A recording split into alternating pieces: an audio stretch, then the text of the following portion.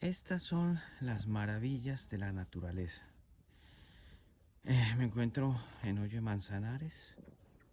Como bien saben, yo vivo por este sector, lo que se llama la sierra. Estoy en un paseo con esta preciosa niña Sandy. Miren, les muestro qué paisaje tan hermoso. La sierra madrileña en invierno es espectacular.